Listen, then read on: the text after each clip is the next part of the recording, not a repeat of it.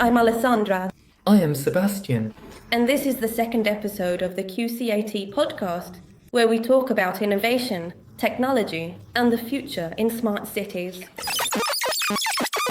Today we're going to talk about a concept that we said we would discuss last week, which we believe is really important for explaining many of the topics we'll be covering. Tell us what we're going to talk about today. Well, today we're going to introduce the concept of smart cities. A bit, for those who might have an idea or for those who might not know anything about it. In general terms, a smart city is a city that leverages technology and autonomous devices to enhance the quality of life for its residents. So we have a much more organized public transport system, we have all digital systems, and we have greater cybersecurity. People think cybersecurity covers everything from lift doors to factory operations. All technology needs security protocols. Smart cities ensure technologies function properly and security is guaranteed. In other words, everything that is technological needs a certain security protocol. And that's something a smart city aims to ensure, the proper functioning of these technologies so that they can respond in real time. And that security is something guaranteed, not just highly probable. Of course, and I think another important thing is connectivity, making sure all devices are interconnected all the time, so there's no room for a disaster or any kind of catastrophe, right? Whether it's a robbery, a fire, or any kind of incident. So everything needs to be very well parameterized and anticipated. An important example that I think has been a global reference in recent years would be Singapore. Of course, the example of Singapore is quite a comprehensive one because, while it wasn't built from scratch to be a smart city, what Singapore did was adapt both its infrastructure and the services it offers to its residents to facilitate and provide a better quality of life. I think something we really feel here, generally in South America and specifically here in Peru, is the traffic. And this is something that Singapore, at least from what we've been reading, started doing back in 2011 when they began taking measures and placing sensors all over the city to gather information, compile databases, and based on that, design an application like Waze, which we all know. But it's a comprehensive app called My Transport SG. And this app takes a holistic approach to what a resident experiences when navigating their city. So, it's an app that provides you with real-time traffic information, updates on roadworks in real time, information about parking, and details on public transport frequencies. It's all in one and in real time, so you can really leave your house, plan your journey, and get to where you want to go, no matter what mode of transport you're using, whether you're driving or walking. Right, there's the weather aspect, isn't there? If there's any weather issue, like heavy rain or whatever, it also lets you know. In other words, it's a much more holistic app than, for example, the ones we use here like Wall Maps or Waze, which rely a bit more on users and the traffic. Data is much more global, meaning it encompasses more things. It's definitely not for nothing that it's considered the best app for this kind of monitoring. And we come back to the same question. What do we need to reach that level of urban development? First, we need the government to support it, because in Singapore, it was the government that took the initiative. Secondly, we need to update that infrastructure, because an app that gathers this kind of data needs infrastructure that matches that technology. It needs to be fed with real-time data. Another thing was this smart management of water and energy, which, stepping away a bit from the traffic topic, Singapore could also be said to have an intelligent system.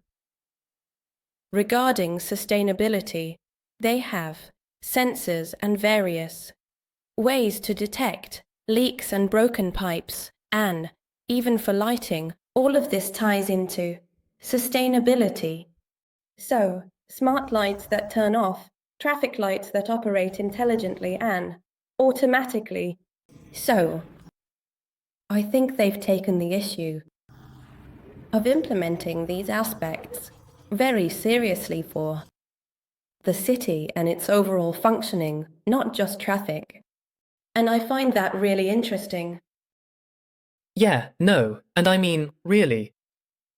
Of course, because there are a lot of people who hear this afterwards and wonder, but what's the point? Does the traffic light here even work, with its outdated bulb that isn't even LED? And if it works, why change it? And they don't understand that. A city has to be able to offer a good quality of life for all its residents, and it's not just about making it function. Right. And I think so. I mean, Singapore is a great example, as a benchmark in that forefront, in that urban progress. With technology at hand, it could easily be used for crime detection, right? And I think it's something that, yes, they've been using, but I believe that in this country, it would be quite urgent. Perhaps sustainability isn't a priority on the agenda, but it really should be. But anyway, the issue of crime is something much more pressing. It's something that I think all Peruvians experience every day. So that would be a big lesson for us. And well, there was another example we wanted to talk about. The city of NEOM. Well, we're mentioning this, but it's a bit of a controversial project. There are some aspects we're going to discuss now that are quite tricky, right? In fact, well, the line is this city being built in the territory of NEOM, which is also this city, and basically, it's a highly acclaimed city that, well, isn't finished yet. They're still in the early stages of construction. There's a lot of hype around this, because it's going to be a 100% sustainable city with sustainable energy, wind energy, solar energy, and also green hydrogen. So that's the nice side, the cool side that everyone is talking about. Like, there's all this hype around it, but we've also seen that there are quite a few issues. And saying there are quite a few issues is an understatement, right? Because, just knowing that we have news from this very year, I think it was bad, reported by the BBC, saying that the authorities in Saudi Arabia had authorized the use of lethal force to evacuate the area where they intended to build this city. And that's just one of the problems, because, yes, the dream of a 100% sustainable city is very nice, but we also need to think about what the investment is and what the impact on the ecosystem will be from building such a city. Of course, a linear city of 170 kilometers, yeah, once it's finished, it might be sustainable, but think of all the environmental impact you're going to cause with the construction of this mega social city. Right. Also, because of what's happening with the displacements and all that. And also, the issue of the desalination plant, which was supposed to supply almost 35% of the entire city. The budget fell short, so it wasn't a very good forecast of what the actual cost of these infrastructures would be. The plant isn't going to be able to go ahead, so I don't know where the project is headed, because that plant was basically going to supply water to the city in the middle of the desert. So it's a problem. Also, not to mention the environmental effects of having a desalination plant, which isn't all rosy either. But yeah, I mean, the plant isn't going to be able to go ahead, so that's a big slip-up as well.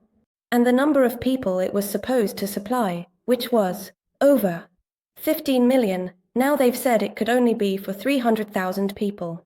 So, while the project was a really interesting idea, the way it's turning out isn't that great, is it?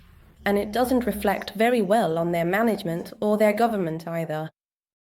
The fact that they want to dress it up like that, I mean, going from 15 million to 300,000. But originally what they said was that this linear city, Galaim, was being designed to house 9 million people. Everything changed, of course, and they're adapting it. But if you go on the website now, they still say it's designed for 9 million people. So they don't acknowledge their planning failures, nor do they recognize the accusations regarding human rights. It's the same problem we always have. It's a nice idea, but the people behind it might not be the most suitable or have the ethical code that's properly aligned to lead a project like this. I think Zweitausendine is a good idea that got a bit lost in the air and wasn't planned or executed very well. Definitely, putting the controversy aside, it's still an interesting project that might have been a bit too ambitious for them. But both this and the situation in Singapore offer a lot of insight into the direction we're heading as a global society, especially regarding infrastructure and technology development.